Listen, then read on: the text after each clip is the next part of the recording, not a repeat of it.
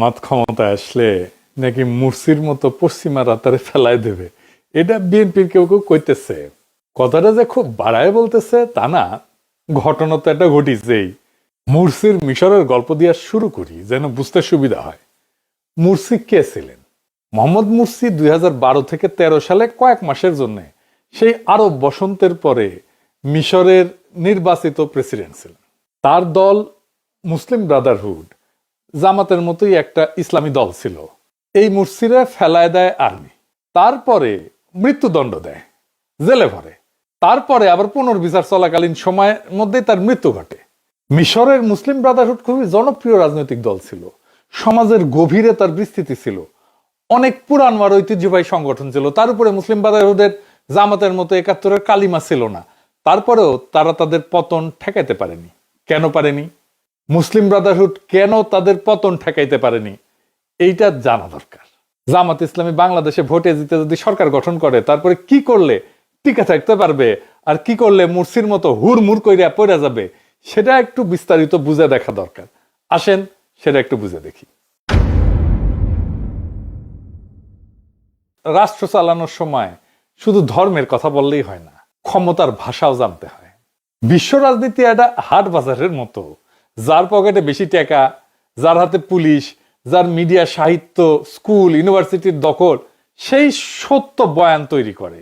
সেই বলে সত্য কোনটা, সে বলে সন্ত্রাসী কে, কে বলে কোনটা ঠিক কোনটা বেঠিক, এই সব কিছুই ঠিক করে। জামাত যদি ক্ষমতায় আসে, তারা দুই ধরনের শত্রু ভাবাপন্ন দুনিয়ার মুখোমুখি হবে। এক ইন্ডিয়া, পাশের দেশের মোটা ভাই, নিজের সাইজ, সেনাবাহিনী, মিডিয়া, স্বার্থ, বাংলাদেশের ভিতরে তার সব লেসপেন্সার, দিল্লি স্টার, পন্দের আলো, সিপিবি, বাম, মির্জা ফখরুল, সব ইন্ডিয়ান মাল, সব নিয়ে বসে আছে। আর পশ্চিম, আমেরিকা, ইউরোপ, যারা টাকা দেয়, আন্তর্জাতিক মিডিয়া চালায়, বিশ্বব্যাংক, IMF চালায়, জাতিসংঘ চালায়, যুদ্ধ করে, নিষেধাজ্ঞা দেয়। এর মধ্যে প্রফেসর ইউনূস আছে, আছে ট্রান্সপারেন্সি ইন্টারন্যাশনাল, আছে ব্র্যাক, সিপিডি, দূতাবাস, বাঙ্গু, সুশীল, এলিট, যাদের মুখ বাংলাদেশের পশ্চিমে, বাংলাদেশ যাদের উপনিবেশ। এদের সাথে বিএনপির আন্ডারস্ট্যান্ডিং হয়ে গেছে, তারা নাকি বিএনপির ক্ষমতায় দেখতে চায়। এইটা আমার কথা না, আমার কথা না, এটা বিএনপি বলে দিচ্ছে। ফয়সালা নাকি হয়ে গেছে, মির্জা ফখরুল নিজে বলিছে, শুনেন। বিএনপিকে দেখতে চায় এখন আন্তর্জাতিক বিশ্ব এবং বাংলাদেশের মানুষ।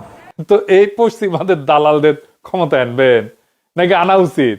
পশ্চিমারা কেন বিএনপি ক্ষমতা দেখতে চায়?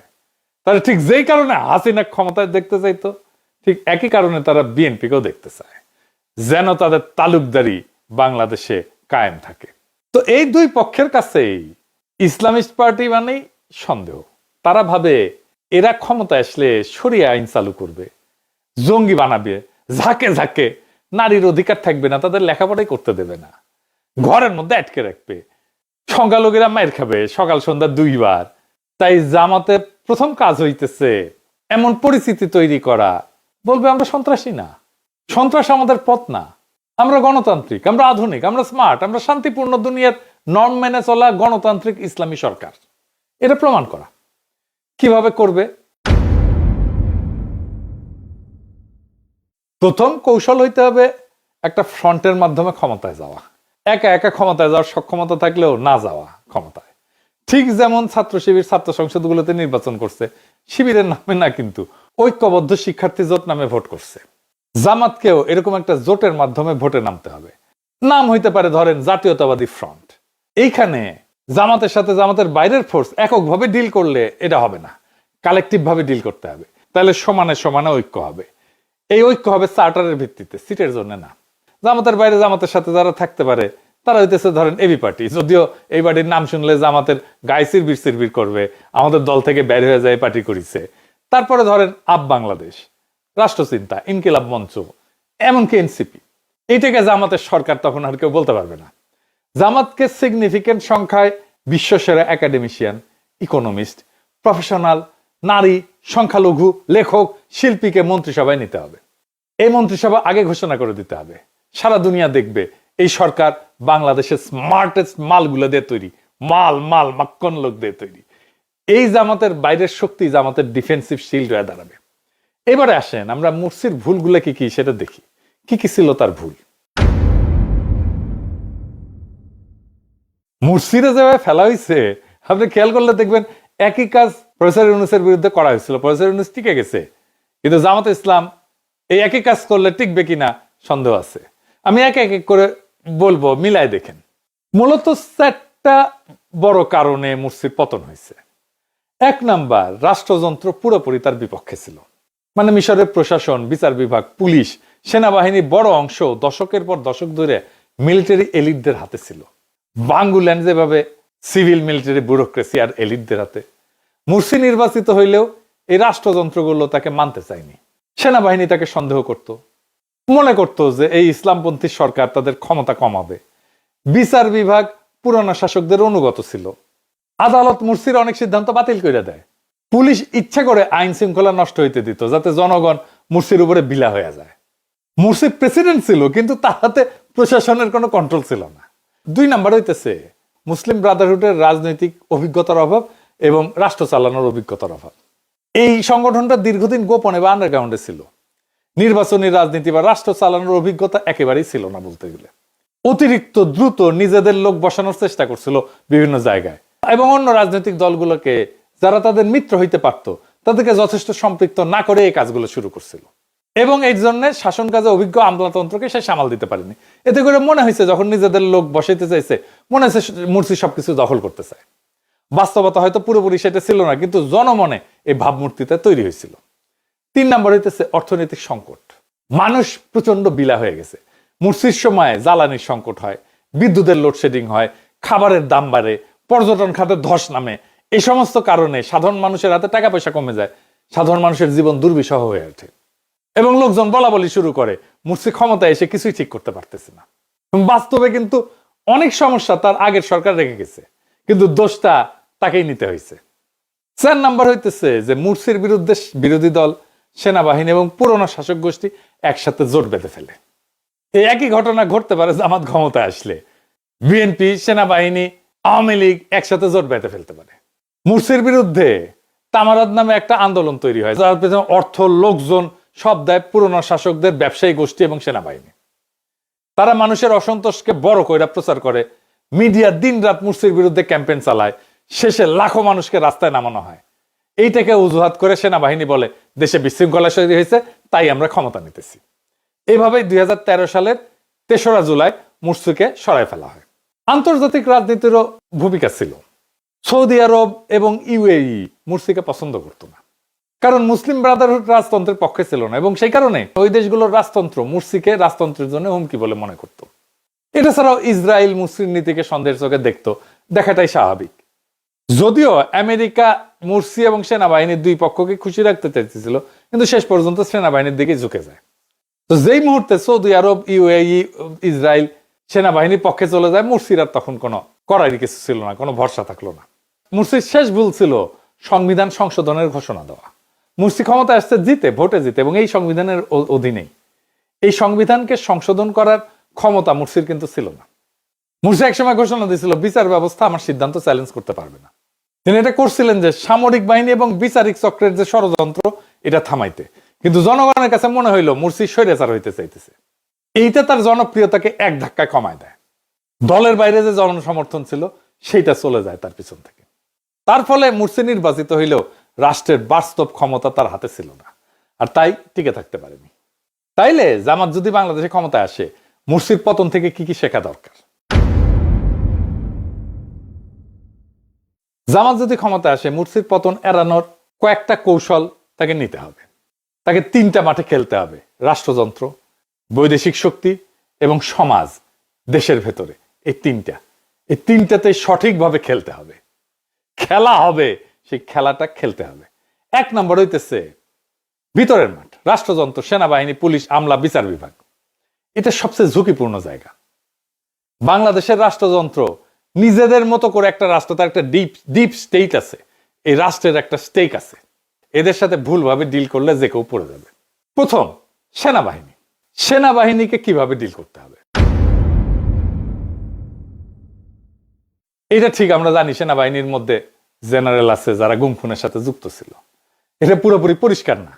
এই সত্য মেনে নিয়েই কৌশল নিতে হবে। সেনাবাহিনীর মধ্যে 3 ধরনের জেনারেল আছে।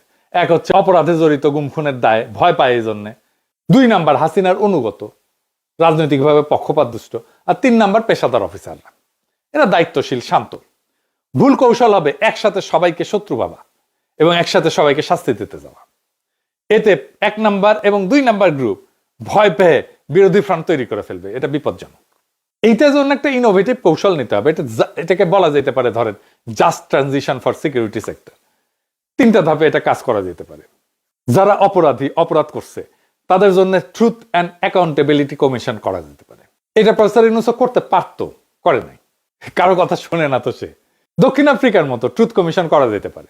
গুম খুন দুর্নীতির কথা প্রকাশ করলে শাস্তি কম হবে, সম্পূর্ণ দায় ঢাকা যাবে না, কিন্তু সফট ল্যান্ডিং এর একটা ব্যবস্থা থাকবে। অপরাধীরা তখন আপনার বিরুদ্ধে যুদ্ধ করবে না, নিজেদেরকে বাঁচানোর জন্য সহযোগিতা করবে। 2 নাম্বার হইতেছে যারা হাসিনার অনুগত জেনারেল, তাদের ডিপলিটিসাইজেশন করতে হবে। তাদের সরাসরি বাইর করে দেওয়া যাবে না, বরং নন অপারেশনাল পোস্টিং, যেমন ডিফেন্স কলেজে প্রশিক্ষণ, বিদেশে মিশন, এই সমস্ত জায়গায় তাদেরকে পোস্টিং দিয়ে দিতে হবে। এবং ধীরে ধীরে নতুন প্রফেশনাল নেতৃত্ব গড়ে তুলতে হবে এবং পেশাদার অফিসারদের উন্নত অবস্থান নিশ্চিত করতে হবে। বাজেট বাড়াইতে হবে, প্রশিক্ষণ দিতে হবে, আধুনিক অস্ত্র শস্ত্র যন্ত্রপাতি এটা দিতে হবে, টেকনোলজি দিতে হবে। সেনাবাহিনী যেন আবার কখনো মনে না করে যে মুজিবের মতো রক্ষী বাহিনীর মতো একটা দলীয় মিলিশিয়া তৈরি করবে। না, স্পষ্ট বার্তা দিতে হবে দলীয় মিলিশিয়া না, রাষ্ট্রীয় সেনাবাহিনী দেশের প্রতিরক্ষার কেন্দ্র। রক্ষী বাহিনী করা কিন্তু মুজিবের সবচেয়ে বড় ভুল ছিল এবং এটা পুনরাবৃত্তি করা যাবে না। রক্ষী বাহিনী 2 কারণে আত্মঘাতী ছিল। সেনাবাহিনী মনে করলো সরকার তাদের মাথার উপরে নিজস্ব বাহিনী বসাতেছে। আর 2 নাম্বার হইতেছে রক্ষী বাহিনী বেশি বাজেট পাচ্ছে, তারা বেশি সুযোগ সুবিধা পাচ্ছে। তারপরে হইতেছে ধরেন আমলা, পুলিশ, পুরো সিস্টেম, এটাকে যদি একবারে বদলাইতে যায় অর্থনীতি থেমে যাবে। বাংলাদেশের প্রশাসন দুর্নীতিগ্রস্ত, কিন্তু একদিনে সব সরাইতে গেলে দেশ থমকে যাবে। এইখানে যে কৌশল নেওয়া যেতে পারে, ধরেন 2 লেয়ার রিফর্ম মডেল নেওয়া যেতে পারে। 1 নম্বর হইতেছে যারা হাই করাপশন অফেন্ডার, যারা একেবারে পচা, এদের দ্রুত বিচার করা। যারা কোটি কোটি চুরি করছে, ক্রসফায়ার গুমে জড়িত ছিল, তাদের দ্রুত বিচার করা। বিশেষ ট্রাইব্যুনাল, সেখানে আন্তর্জাতিক পর্যবেক্ষক থাকবে এবং ন্যায় বিচার নিশ্চিত করা হবে। এতে জনগণ খুশি, প্রশাসনও ভয় পাবে। 2 নাম্বার মিডিল এবং লোয়ার টায়ার কর্মকর্তা, যারা অতখানি দুর্নীতিতে যুক্ত ছিল না এবং বাধ্য হয়ে হাসিনার পক্ষে কাজ করতে হয়েছে, তাদের রিওরিয়েন্টেশন করতে হবে এবং পারফরমেন্সের কন্ট্রাক্টের ভিত্তিতে তাদের চাকরিটা রাখতে হবে, যেন দুর্নীতির সুযোগটা কমে এবং স্বচ্ছতা বাড়ানো যায়। এবং কি পারফরমেন্স ইন্ডিকেটর ভিত্তিক পদোন্নতির ব্যবস্থা করতে হবে। যারা শত্রু না তাদেরকে শত্রু বানানো যাবে না। 2 নাম্বার, যেটাকে আমি বলছি বাইরের মান, ইন্ডিয়া, পশ্চিম দুনিয়া, চীন, আরব, তুরস্ক কেন সেটার আলাপে আসতেছি পরে। এদের সাথে কিভাবে ডিল করবে? ধরেন ইন্ডিয়া আমাদের প্রতিবেশী হিসেবে থাকবে, আমি তো দেশকে তুলে নিয়ে অন্য জায়গায় যেতে পারবো না। ইন্ডিয়ার সাথে আমাদের একটা ডিলিংসটাকে, এটাকে খুব মেটিকুলাসলি এটাকে আমাদের ব্যালেন্স করতে হবে। ভারতের ভয়টা আমাদেরকে জানতে হবে। ভারত জামাতকে কিভাবে, কি কারণে ভয় পায়?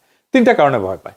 একটা হচ্ছে তারা মনে করে যে তাদের পাকিস্তান ঘেঁষা ভাবমূর্তি আছে, সীমান্তে চরমপন্থার ভীতিতে আছে তাদের, ভারতের মুসলিম রাজনীতিতে প্রভাব ফেলবে জামাত ইসলাম জিতে যায় যদি, এটা একটা ভয়। এইখানে একটা স্ট্র্যাটেজিক ব্যালেন্সের কৌশল নিতে হবে। আমি মনে করি এখানে মমতা ব্যানার্জির সাথে একটা সম্পর্ক তৈরি করতে হবে। মমতার ভোটের মূল শক্তি কিন্তু মুসলিম ভোট।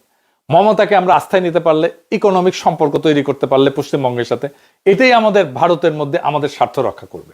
যদি জামাত মানবাধিকার, গণতন্ত্র, সহাবস্থান, অর্থনৈতিক উন্নয়নের ভাষা গ্রহণ করে এবং বাংলাদেশ ভারত সম্পর্ককে শান্তিপূর্ণ রাখার প্রতিশ্রুতি দেয়, তাহলে পশ্চিমবঙ্গ মুসলিম ভোট ব্যাংকের মধ্যে একটা সফট সিম্প্যাথি তৈরি হতে পারে।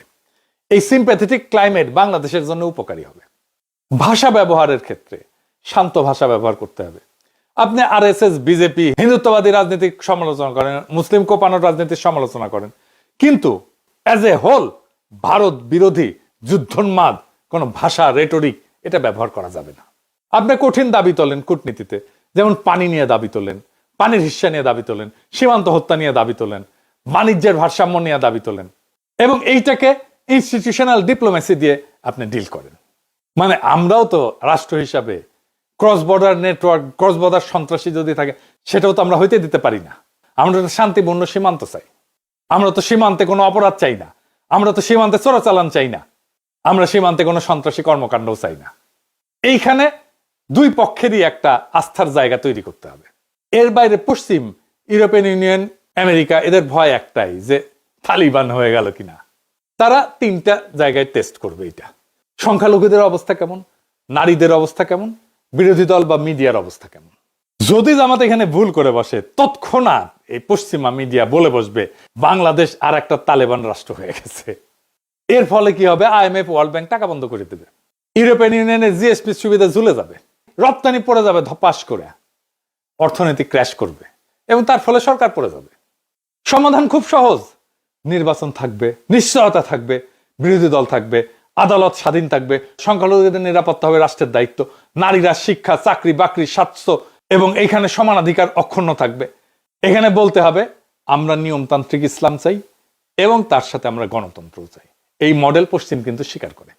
এরপরে আসে তুরস্কের প্রশ্ন। তুরস্ক কেন বাংলাদেশের জন্য কৌশলগতভাবে গুরুত্বপূর্ণ? অনেকে ভাবে যে তুরস্ক অনেক দূরের দেশ, কেন এত গুরুত্ব? তুরস্ক বাংলাদেশের জন্য গুরুত্ব 5টা কারণে। একটা হচ্ছে এটা মধ্যমপন্থী ইসলামের মডেল, এখানে ইসলাম আছে, গণতন্ত্র আছে, আধুনিকতা আছে, পশ্চিমের সাথে বোঝাপড়া আছে। বাংলাদেশ এই মডেল দেখাইতে পারে। তুরস্কের বিশাল ডিফেন্স ইন্ডাস্ট্রি আছে, ড্রোন, নৌবাহিনীর টেকনোলজি, সাইবার ডিফেন্স।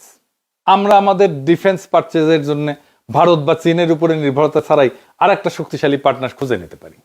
তুরস্ক আরব দুনিয়াতেও পরিচিত মুখ, পশ্চিমেও পরিচিত মুখ, গ্রহণযোগ্য মুখ। তুরস্ক এরপরে পশ্চিমা সামরিক জোট ন্যাটোর সদস্য, আবার মুসলিম বিশ্বের নেতৃত্বেও আছে। চমৎকার ব্যালেন্স করে চলতেছে। তুরস্কের এই মডেলটা আমাদের ফলো করা খুব জরুরি। তুরস্কের সাথে আমাদের একটা হিস্টোরিক সিলসিলা আছে, মানে আমাদের আধুনিক বাংলা সালতানাত যেটাই বলি সেটা তুর্কি বিজয় থেকে শুরু হয়েছে। তুরস্কের সাথে আমাদের একটা ঐতিহাসিক সিলসিলা আছে। এরকম দেশ আমাদের পক্ষে কথা বললে পশ্চিমারও রাগ করবে না, আরবরাও করবে না। এছাড়াও বাংলাদেশের অভিবাসী শ্রমিকদের সুরক্ষা দিতে পারে তুরস্ক, কারণ মধ্যপ্রাচ্যে তুরস্কের ইনফ্লুয়েন্স আছে। সে এমনকি রোহিঙ্গা ইস্যুতে বড় ভূমিকা রাখতে পারে, মানবিক নেতৃত্ব দিতে পারে। এটি তুরস্কের গুরুত্ব। এরপরে আছে ঘরের মাঠ। আসেন সেটা একটু বুঝে দেখি। ঘরের মাঠে থাকবে বিএনপি, বাম, সংখ্যালঘু, নারী, মিডিয়া। সেটা কিভাবে সামলাবে? বিরোধীদের স্পেস দিতে হবে, তাদের কথা বলা বন্ধ করা যাবে না, তাদের উপরে নিপীড়ন চালানো যাবে না, কারণ শেষ মুহূর্তে তারাই রক্ষা কবচ হয়ে দাঁড়াবে। মুরসির পতনের দিনে দেশের কোনো বিরোধী দল তাকে রক্ষা করেনি। বাংলাদেশেও তাই হবে যদি জামাত সব দলকে নিষিদ্ধ করে, শত্রু বানায়, বা তাদেরকে কথা বলতে না দেয়, তাদেরকে স্পেস না দেয়। কৌশল হবে ওপেন পলিটিক্স, জিরো রিভেঞ্জ। বিরোধী দল চলবে, টক শোতে মত বলবে, যা খুশি তাই বলবে, গালাগালি করবে, সমালোচনা করবে, একদম কোথাও কোনো সেন্সর নাই। গ্রেপ্তার করা যাবে না, মুখ চেপে ধরা যাবে না। আপনি যদি বিরোধী দলের বিরোধী মতকে রক্ষা করেন, আগামীকাল তারা বিদেশি চাপে আপনাকে রক্ষা করবে। বিএনপি প্রকাশ্য শত্রুতা করতেই পারে, কারণ তাদের আমরা জিতবো এরকম একটা মানসিকতা আছে। হেরে গেলে একটা বিশাল শক হবে তাদের জন্য। এখানে তো 3 ধরনের সমস্যা হবে আর কি। বিএনপি যদি হেরে যায়, তারা ভাবে যে তারা ক্ষমতা তাদেরই প্রাপ্য। তারা যদি হারে, তাদের কর্মী সমর্থকরা ধরে নেবে যে চুরি হয়েছে, প্রতারণা করছে আমাদের সাথে। এখনো মনে করে ডাকসুতে নাকি চুরি হয়েছে ভোট। চিন্তা করেন, মনে করে বিএনপির অনেক কর্মী মনে করে। তো তারা তো বিএনপি তো তখন রাজপথে বিদেশি লবিং দিয়ে সরকারকে নামাইতে চাইতেই পারে। এইরকম একটা অবস্থায় একটা ইসলামপন্থী দল যদি সরকারে থাকে, তাকে টিকতে চাইলে 3টা কাজ করতে হবে। যে হারলে সব শেষ, এই ভয়টা ভেঙে দিতে হবে। তার জন্য সুবিধা আছে, সুযোগ আছে। ভবিষ্যতের কথা চিন্তা করেন, পরের ইলেকশনের কথা চিন্তা করেন। ওপেন মেসেজ দিতে হবে বিএনপিকে যে তোমরা হারছো, তার মানে তোমাদের সব ধ্বংস হয়ে যায়নি। তোমরা বৃহৎ অপোজিশন, নেক্সট টাইমে তোমরাই আসতে পারো ক্ষমতায়। লোকজন যেন বোঝে হারলেও দল থাকবে, সংসদে আসন থাকবে, টকশোতে কথা বলার অধিকার থাকবে, মামলা হামলা গুম খুন এগুলো হবে না। এটা হইলে তারা মরিয়া অস্ত্রের দিকে কম ঝুঁকবে এবং এই 5 বছর ধরে তারা পরবর্তীতে ক্ষমতায় যাওয়ার চেষ্টা করবে। সেভাবে তারা দল গুছাবে। 2 নম্বর হচ্ছে রিভেঞ্জের পলিটিক্স বন্ধ করা, যেটা হাসিনা শুরু করছিল। নেতাদেরকে জেলে ভরা, গুম করা, খুন করা, কর্মীদেরকে বাসায় থাকতে না দেওয়া, মিডিয়াতে অপমান করা, ব্যবসা বন্ধ করে দেওয়া। এই কাজগুলো করলে যে কেউ ভাববে, যে কোনো বিরোধী দল ভাববে যে এই সরকার থাকলে আমাদের অস্তিত্বই থাকবে না, তাই নামতে হবে, জান পান ইয়ে করে তারা নামবে। আমরা যেরকম হাসিনা আমাদেরকে যদি তারাই না দিত, এত শত্রু যদি না বানাইতো, ধরেন আমি দেশে আছি, দেশে থাকলে কি হাসিনার এত বড় ক্ষতি করতে পারতাম? এত কিছু বলতে পারতাম না। সেই জন্য ডায়ালগকে রাজনীতির একটা স্থায়ী ইনস্টিটিউট করতে হবে। প্রফেসর ইউনূস শুরু করছে মাঝে মাঝে রাজনৈতিক দলগুলোকে ডাকে, কিন্তু এই যে ডাকার বিষয়টা, এটাকে স্থায়ী ইনস্টিটিউট হিসেবে গড়ে তুলতে হবে, রীতি হিসেবে গড়ে তুলতে হবে, সংস্কৃতি হিসেবে গড়ে তুলতে হবে, পলিটিক্যাল কালচার হিসেবে গড়ে তুলতে হবে। শুধু সংকটের সময় ডেকে গোল টেবিল না, বরং একটা স্থায়ী ন্যাশনাল পলিটিক্যাল কাউন্সিল তৈরি করা যেতে পারে, যেখানে সরকার, বিরোধী দল মাসে অন্তত একবার বসবে। সমস্ত ইম্পর্টেন্ট গুরুত্বপূর্ণ ইস্যুতে বিরোধী দলের মতামত নিতে হবে প্রকাশ্যে। এমনকি তাদের যদি সংসদে সিট না থাকে, আসন না থাকে, তাদেরও মতামত নিতে হবে। বাংলাদেশে একটা স্বঘোষিত তথাকথিত সেকুলার এলিট আছে, যারা media, art, culture, NGO, think tank এটার ভিতরে শক্তিশালী, এবং এটার মধ্যে অনেকেই ইন্ডিয়া এবং আওয়ামী প্রভাবিত। এইখানে তারা শত্রুতা করার চেষ্টা করবে। যদি এদের সাথে ঝগড়া করে, সব মিডিয়া, কালচার তার বিরুদ্ধে অ্যাকসেপ্ট হয়ে যাবে। আবার এদের যদি দালালি করে, তাহলে নিজেদের যারা সমর্থক বেশ এদের কাছে বেঈমান হিসেবে পরিচিত হবে। এর বদলে কিছু স্মার্ট নীতি নেওয়া যেতে পারে। কি কি সেটা?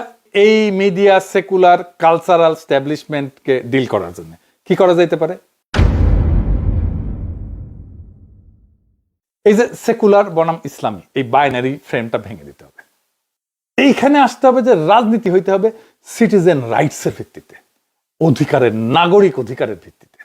কে সেকুলার, কে বাম, কে ডান, কে এলিট, এইটা না, সকল সিটিজেনের রাইট আছে, এবং রাষ্ট্রের কাজ হচ্ছে এই সিটিজেন রাইটসটাকে স্ট্যাবলিশ করা।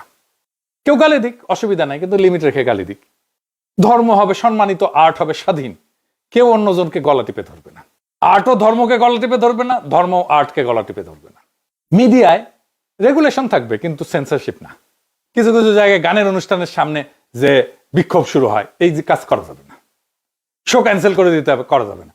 থিয়েটার, নাটক বন্ধ করে দিতে হবে, করা যাবে না। করলে ওই মুহূর্তে পুরা দায় এসে সরকারের উপরে পড়বে, জামাত ইসলামের উপরে পড়বে। আইন সবার জন্য সমানভাবে প্রয়োগ করতে হবে, মানহানি করা যাবে না, উস্কানি দেওয়া যাবে না, সহিংসতার আহ্বান করা যাবে না, অর্থনৈতিক স্বচ্ছতা থাকতে হবে, এটা সবার জন্য সমান, সবার জন্য। কালচারাল পলিসি হিসাবে ইসলামী সংস্কৃতি প্লাস প্লুরাল সংস্কৃতিকে নিতে হবে, শুধু নিষেধ না, বিকল্প তৈরি করতে হবে। যেমন বলে অশ্লীল গান বন্ধ করতে হবে, শুধু তাই না, বন্ধ করা না, বরং ইসলামী গান, নৈতিক থিয়েটার, ওয়েব সিরিজ, এগুলো ভালো মানের প্রোডাকশন দিতে হবে। তার কিতে দেখতেছেন না কত চমৎকার সিরিজ আমাদের দেশে, কত জনপ্রিয়। আমরা তো এটা করতে পারি। কোন উৎসবে ইসলামী নাশিদ যেমন থাকবে, তেমন রবীন্দ্র লালনও থাকবে। এতে সেকুলার এলিটটা বুঝবে যে এরা একেবারে বর্বর না। তারপরে এক গ্রুপ তো আছে মাজার ভাঙা, এদের সাথে কিভাবে ডিল করা যায়? এটা খুব সেন্সিটিভ এবং কঠিন জায়গা। উগ্রপন্থী গোষ্ঠীরাও বাইরে থেকে দেখায় যে এটা আপনার আত্মীয়, আপনারই লোক, কিন্তু বাস্তবে তারা রাষ্ট্রটাকে ধ্বংস করে দেয়। এখানে তিনটা স্তরে কাজ করতে হবে। ক্লিয়ারলি, খুব স্পষ্টভাবে বলতে হবে, রাষ্ট্রে বল প্রয়োগের একমাত্র অধিকার সরকারের, কোন জঙ্গি গ্রুপের না, কোন মরাল পুলিশের না। এইটা বেআইনি কাজ এবং এইটার শাস্তি হবে। এই কাজ করা যাবে না। কোনোভাবেই রাষ্ট্রের বাইরে কেউ বল প্রয়োগ করতে পারবে না, কারো উপরে না। আপনি মাইক লাগায় সমালোচনা করেন, কোনো অসুবিধা নাই, কিন্তু হাতুড়ি নিয়ে ভাঙতে পারবেন না, কেউ করতে পারবেন না। এখানে আরো পলিসি নেওয়া যেতে পারে, মানে যাদের কাজ নেই তাদেরকে কাজ দেওয়া, কাউন্সেলিং করা, রোজগারের ব্যবস্থা করা। যারা সন্ত্রাস, অস্ত্রবাজি এই সমস্ত করে তাদের নীতিকে স্ট্যাবলিশ করতে চায়, তাদের জন্য সোজা কোর্ট, সন্ত্রাস বিরোধী আইন, দ্রুত বিচার, স্বচ্ছভাবে। কোন আদর্শ ভিত্তিক দল, ইডিওলজি ভিত্তিক দল, সেটা ইসলামের দলও হইতে পারে, সেটা এমনকি হিন্দুত্ববাদী দলও হইতে পারে, এরা একটা বড় ভুল করে ফেলে যখন ব্যক্তিগত বিশ্বাস বা আকিদা এইটা আর রাষ্ট্রীয় নিষেধাজ্ঞা দুইটাকে এক করে ফেলে। কে মাজারে যাবে, কে যাবে না, এটা আকিদার বিতর্ক হইতে পারে, কিন্তু হাতুড়ি দিয়ে ভাঙা, অনুষ্ঠানে হামলা করা, এটা আইন শৃঙ্খলার ব্যাপার। এই দুইটা এক করা যাবে না। স্পষ্ট নিয়ম হইতেছে অ্যাক্ট অফ ভায়োলেন্স, এটা ক্রিমিনাল অপরাধ। সেটা মাজার হোক, কনসার্ট হোক, নাট্যমঞ্চ হোক, কেউ হামলা করলে সেটা যেই করুক না কেন, এটা ফৌজদারি অপরাধ, এটা বিচার হবে। বিতর্কের প্ল্যাটফর্ম খুলে দিতে হবে। আপনি এটা নিয়ে মাজার করা যাবে না, এটা নিয়ে বিতর্ক করেন, মাইক লাগায় বিতর্ক করেন, কোনো অসুবিধা নাই। টিভি ডিবেট করেন, আলোচনা করেন, জনসভা করেন, মতামত তৈরি করেন, সব অ্যালাউড। ভাঙার বদলে বিতর্ক, এই সংস্কৃতি বানাইতে হবে। সামাজিক বিতর্কগুলো, সামাজিক ইস্যুগুলো সমাজে চালু থাকতে হবে। এটা আস্তে আস্তে আস্তে আস্তে আস্তে স্থিত হবে। আজকে এটা সমাধান লাগবে, করা যাবে না, হয় না, এটা আসলে এভাবে করা যায় না সমাধান। রাষ্ট্র কারো আকীদাগত বিতর্ক এটাকে ফয়সালা করে দেবে না। রাষ্ট্রের কাজ শান্তি এবং নিরাপত্তা রক্ষা করা সব নাগরিকের। সংখ্যালঘু ইস্যুতে এখানে ভুল করলে আন্তর্জাতিক চাপ তৈরি হবে, তীব্র হবে। এবং বাংলাদেশে হিন্দু, বৌদ্ধ, খ্রিস্টান এদের নিরাপত্তা সবচেয়ে সংবেদনশীল বিষয়। একটাও হামলা হলে ভারত, পশ্চিম মিডিয়া একসাথে চাপ দেবে এসে। এইখানে একটা মাইনরিটি প্রোটেকশন প্রোটোকল লাগবে। হামলায় অপরাধী যেই হোক না কেন শাস্তি হবে। সংখ্যালঘু নির্যাতন, মন্দির ভাঙা, উপাসনালয় ভাঙা, এটা জিরো টলারেন্স। এবং সংখ্যালঘুদের সরকারের দৃশ্যমান ভূমিকা থাকতে হবে। এইবার পাগল রে সাঁকো নাড়ানোর কথা মনে করাই দিলাম কি না আল্লাহ জানে। জামাত আমার কোনো সাজেশন না নিলেও এই সাজেশনটা নিতে পারে আগ্রহ নিয়ে। হ্যাঁ, আর অখণ্ড ভারতের সৈনিক গোবিন্দ প্রামাণিককে মন্ত্রী বানিয়ে দিতে পারে। আপনাদের তো চিন্তা যে জামাত মদ খাইতে দিবে কিনা, আমার চিন্তা জামাত গোবিন্দ প্রামাণিককে মন্ত্রী বানিয়ে দেয় কিনা। এইবার আসেন নারীর প্রশ্ন। বাংলাদেশের শহুরে নাগরিকদের, বিশেষ করে এলিট সম্প্রদায়ের তিনটা ভয়। মানে জামাত ক্ষমতা আসলে পোশাক নিয়ন্ত্রণ করবে কিনা নারীদের, নারীরা চাকরি করতে পারবে কিনা, মদ টদ আবার খাইতে দিবে কিনা, বিনোদন টিনোদন এগুলো বন্ধ করে দিবে কিনা। এইটা জামাতকে স্পষ্ট করতে হবে। তবে আমি কিছু কৌশল বলে দিতে পারি আর কি, জেনারেল কৌশল হিসেবে।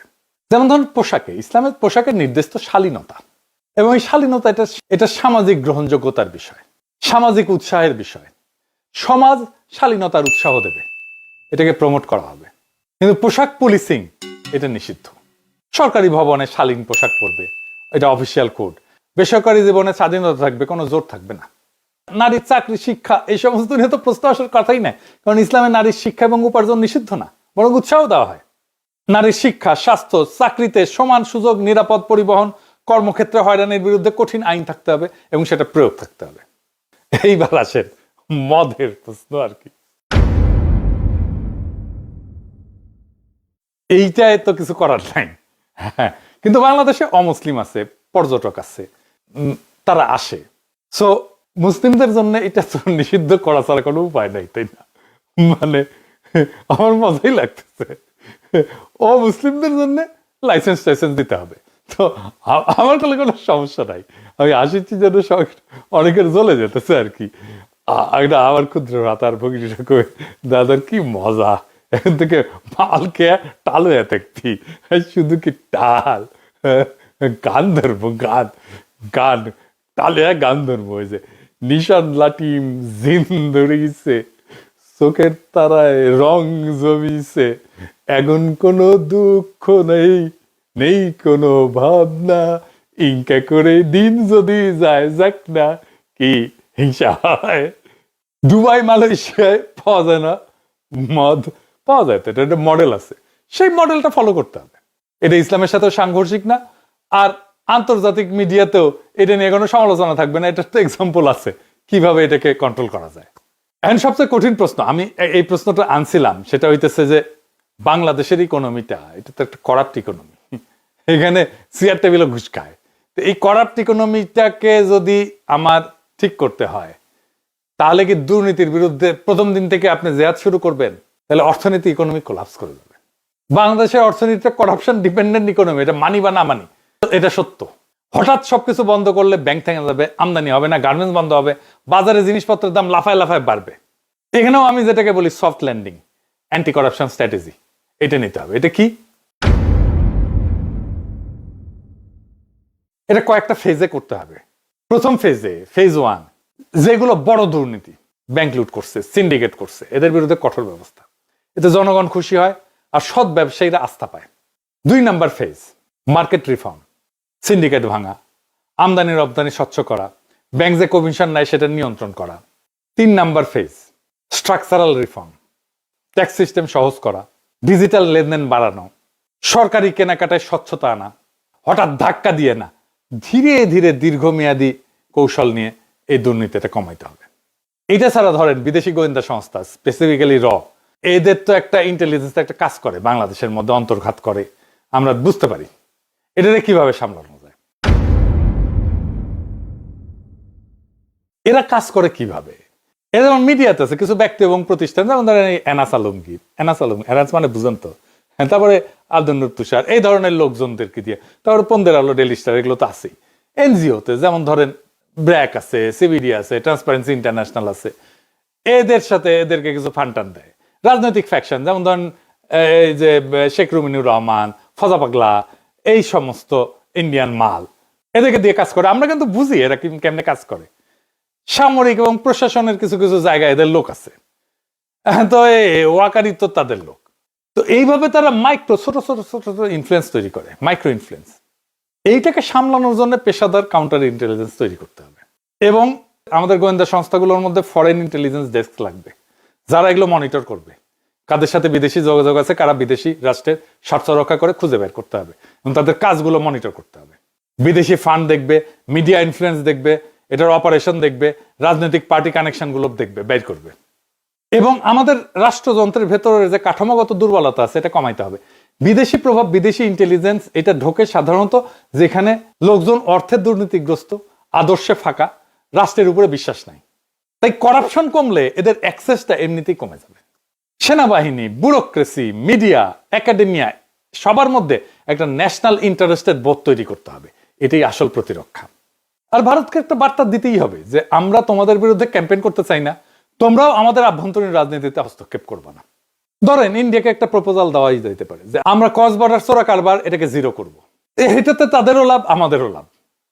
রাজনীতি কেবল ভোটের খেলা না, ভোটের হিসাবও না। রাজনীতি হইতেছে রাষ্ট্রকে বাঁচানো এবং তাকে অগ্রসর করার শিল্প। মুরসি ভোটে জিতছিলেন, কিন্তু টিকতে পারেননি, কারণ তিনি বুঝতে পারেননি যে ক্ষমতার মাইক্রোফোন হাতে পেলেই ক্ষমতা পাওয়া যায় না।